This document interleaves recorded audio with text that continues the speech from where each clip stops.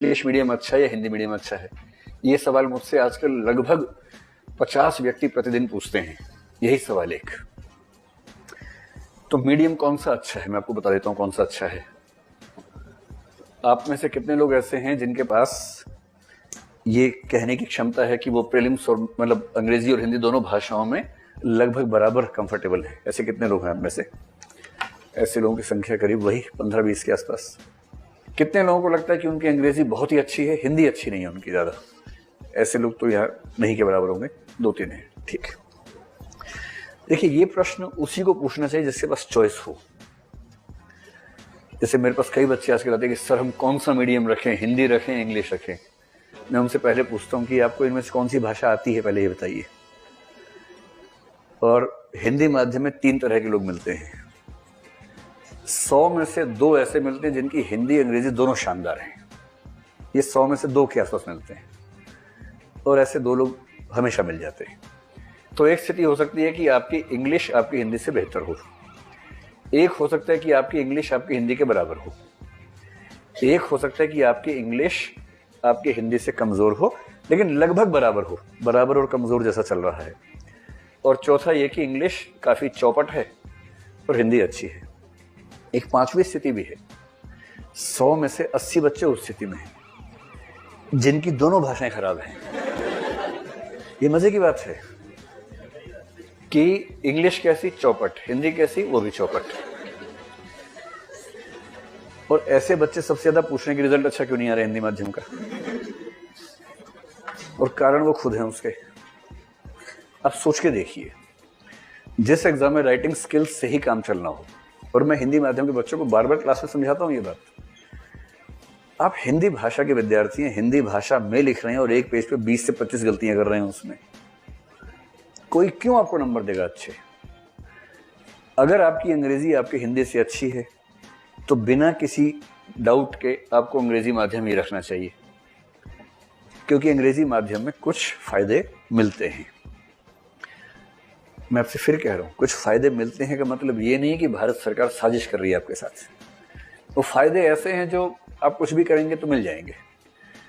जैसे क्या फायदा मिलता है? एक फायदा मिलता है कि जो करंट अफेयर्स है, करंट अफेयर्स की सामग्री हालांकि हम लोगों ने बहुत ताकत लगा के इतना कुछ कर दिया है कि हर चीज मिल जाएगी आपको, तब भी मैं ये मान के चलता हूं कि वो 2-4% वाला गैप तो रह ही जाता है, क्योंकि अंग्रेजी में जितनी साइट्स, जितने सोर्सेज हैं, हिंदी में कैसे आप सारा कर लेंगे? दूसरा, अनुवाद की भाषा होती है। मैंने कई बार महसूस किया कि कई शब्द अंग्रेजी में इतने चलन में हैं एकेडमिक्स में कि आप उनका हिंदी अनुवाद करते हैं तो वो प्रभाव पैदा नहीं होता। परीक्षकों की दुनिया में जो लोग हैं उनमें से अधिकांश या तो अंग्रेजी के हैं या अंग्रेजी को समझते कम से कम हैं ठीक तरीके से। मेरा एक अनुमान ये भी है कि जो तकनीकी शब्द वाले विषय हैं, जैसे भूगोल है, इकोनॉमिक्स है, उन सब में अगर आप हिंदी के कठोर अनुवादों का इस्तेमाल करते होंगे तो हो सकता है कि परीक्षक उतना अप्रिशिएट न कर पाता हो जितना वो अंग्रेजी में कर पाता होगा। हल्का फुल्का अंतर शायद इससे आता होगा। तीसरा है कि ऑप्शनल सब्जेक्ट अंग्रेजी में आप किसी भी विषय को रख लीजिए, अंग्रेजी में लगभग सारे विषय ठीक हैं, कहीं कोई दिक्कत नहीं है। अंग्रेजी माध्यम में ऑप्शनल सब्जेक्ट्स में बहुत सारे विषयों में अच्छे नंबर आ जाते हैं, हिंदी माध्यम में नहीं आते हैं। मैंने इस बार का फिर अध्ययन किया, अभी का अध्ययन, अभी नंबर आए नहीं है ऑप्शनल से, ध्यान रखिएगा। मैंने कल रात को एक स्टडी की कि जो हिंदी माध्यम के 20 लोग सिलेक्ट हुए, अभी तक क्या है कि मेंस के नंबर अलग हैं, इंटरव्यू के अलग हैं। क्योंकि मैंने कुछ दिन पहले एक सेमिनार लिया था जिसका यूट्यूब पे वीडियो है, वैकल्पिक विषय का चयन कैसे करें, ये विषय, और मैंने उसमें एक बात कही थी कि लिटरेचर का विषय चाहे हिंदी, गुजराती, मराठी, संस्कृत, मैथिली कोई भी हो, सबसे अच्छा वही है। सेकंड में मैंने कहा था कि हिस्ट्री इस समय चल रहा है, ये बात मेरी तब भी थी। और मैं आपसे पहले ही कह रहा हूं कि 1 नंबर से 10 रैंक हाथ से निकल जाते हैं। कुल 800 सीटों का मतलब क्या हुआ कि 80 नंबर अगर हैं तो आप 100वें रैंक पे हैं, 80 कम है तो आप बाहर हैं। जिस प्रतिस्पर्धा में सारा खेल ही 80 से 100 नंबर का है, उसमें आपने केवल ऑप्शनल सब्जेक्ट गलत चुन के 100 नंबर कम करवा लिए अपने।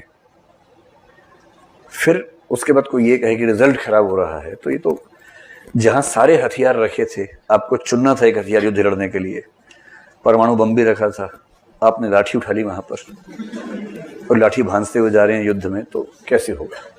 सामने लोग बम लेके बैठे हैं, AK-47 लेके बैठे हैं, एक ही हथियार चुनना है, बाकी हथियार दिए हुए हैं सबको बराबर। एक ही हथियार चुनने वाला था, वो आपने चुना ही गलत, तो कैसे होगा? इसलिए मेरी बात समझ लीजिए, अगर आपकी अंग्रेजी बेहतर है, अंग्रेजी माध्यम रखिए, इसमें कोई दो राय नहीं है। अगर आपकी अंग्रेजी हिंदी के बराबर है तो भी अंग्रेजी माध्यम रखिए, क्योंकि इंग्लिश में फायदा है। यहां तक कि अगर आपकी अंग्रेजी 19 है और हिंदी 20 है, अगर ये अंतर 19-20 का ही है तो भी अंग्रेजी माध्यम रखिए। ये बात मैं पिछले कई वर्षों से खुल के कह रहा हूं एकदम। मैं हिंदी भाषा का ठेकेदार नहीं हूं। मैं ये जरूर कोशिश करूंगा कि हिंदी माध्यम से परीक्षा देने वालों को दिक्कत ना आए, उनको सब चीजें मिले, ये हम कोशिश करेंगे। पर मैं पूरे भारत की सामाजिक आर्थिक स्थितियां बदल दूंगा कि लोग अंग्रेजी भूल के हिंदी पढ़ने लग जाएंगे, ऐसी गफलत मेरे दिमाग में नहीं है, ऐसी कल्पना भी मैं नहीं करता हूं। लेकिन आप में से 95% से ऊपर बच्चे ऐसे हैं जिनके पास चॉइस है ही नहीं, जिनकी अंग्रेजी हिंदी की तुलना में नहीं वैसे भी खराब है। मतलब हिंदी की तुलना में थोड़ी कमजोर है ऐसा नहीं है, हिंदी की तुलना में हटा दीजिए, कमजोर है। और जो भाषा कमजोर है उसको माध्यम बना के कहां तक चल पाएंगे? हिंदी रखिए। और सबसे ज्यादा चिंता उन 80% की है जिनकी हिंदी भी खराब है। तो निवेदन यही कर रहा हूं कि ग्रेजुएशन के दौर में सबसे बड़ा काम यह करना है, अपनी भाषा को मजबूत बनाइए। और भाषा की मजबूती का मतलब है दो चीजें, एक तो व्याकरण, वाक्य विधान, वाक्य का प्रवाह, वाक्य का गठन एकदम ठीक हो, और दूसरा 200-300 ऐसे शब्द नए अपनी भाषा में इकट्ठे कीजिए जिनको पढ़ के अच्छा लगता है। शब्द कहां से मिलेंगे? आर्टिकल से मिलेंगे, न्यूज पढ़ेंगे वहां से मिलेंगे, संविधान की किताब पढ़ेंगे वहां से 20-25 शब्द मिल जाएंगे आपको अच्छे अच्छे, ऐसे इकोनॉमिक्स पढ़ेंगे तो वहां कुछ शब्द मिलेंगे। सारा खेल कुल मिला के 200-300-400 शब्दों का, अगर आप उन 300-400 शब्दों के एक्सपर्ट हैं, भाषा में अच्छे से इस्तेमाल कर लेते हैं, तो आपकी भाषा बहुत शानदार है।